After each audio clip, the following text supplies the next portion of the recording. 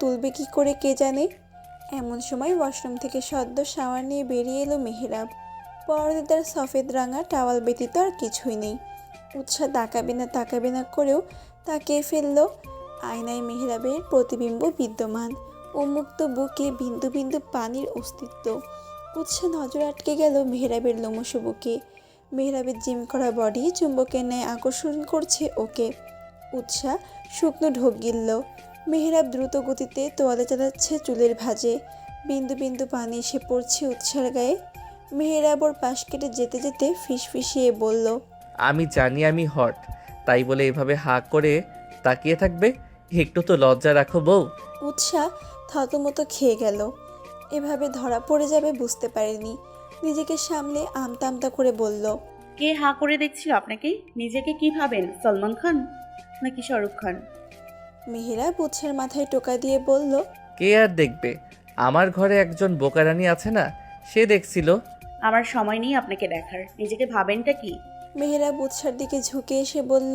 Hot, handsome, dashing man. উৎসাহ মেহেরাবের বুকে আঙ্গুলের ডকা স্পর্শ করে ওকে সরিয়ে দিল। মুখ ভেঙচি কেটে বলল, যেই না চেহারার ঢক, নাম রাখছে আব্দুল হক।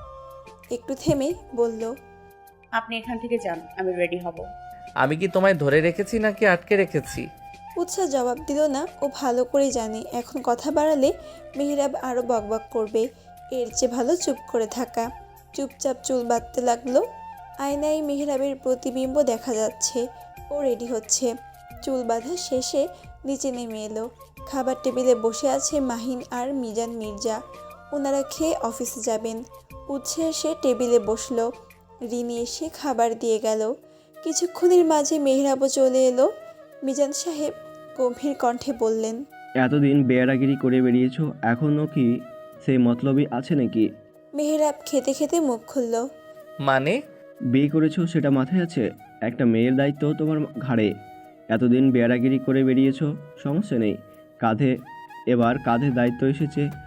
দায়িত্ব যখন নিয়েছো সেটা যথাযথভাবে পালন করবে আশা করি। মেহেরাব গম্ভীর কণ্ঠে বলল, আমি বুঝে শুনেই বিয়ে করেছি। আমার দায়িত্ব জ্ঞান সম্পর্কে আপনার না ভাবলেও চলবে। আমি আমার বউয়ের দায়িত্ব ঠিকই পালন করতে পারবো।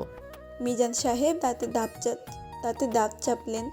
বড় ছেলেটা মনের মতো হলেও ছোট ছেলেটা একদম যাচ্ছে তাই হয়েছে। ঘাড় তার একটা ছেলে, সোজা কথা সোজাভাবে বলতে পারে না, ঘুরিয়ে পেঁচিয়ে বলবে। মাহিন বেচারা বাবা আর ভাইয়ের মধ্যে ফেঁসে যায়।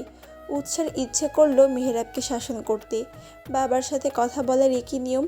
এই অভদ্র আচরণের জন্যই মেহেরাবকে ওর পছন্দ না। বাবা বুঝালো এক, ছেলে বুঝলো আর এক। খাবার টেবিলে পিনপতন নীরবতা। আর একটাও শব্দ হলো না। উৎসাহ খেয়ে উঠবে এমন সময় মেহেরাবের কণ্ঠ। গাড়িতে যেয়ে বসো, আমি আসছি। উৎসাহ ভদ্র মেয়ের মতো ব্যাগ নিয়ে গাড়িতে যেয়ে বসলো। আসার আগে সালেহা বেগমকে বলে এসেছে। মনে পড়ে গেল বাবার বাড়ি থেকে আসার পরের ঘটনা। উৎসাহরা এসেছে পরের দিন বিকেলে। মেহেরাব সেদিন রাতে আসতে চেয়েছিল, কিন্তু উজ্জ্বল সাহেব আসতে দেয়নি। একমাত্র মেয়েকে এইটুকু সময় কাছে পেয়ে আবদার করে বসে রাতটা থেকে যাওয়ার জন্য। মেহেরাবও আর জোরাজোরি করেনি।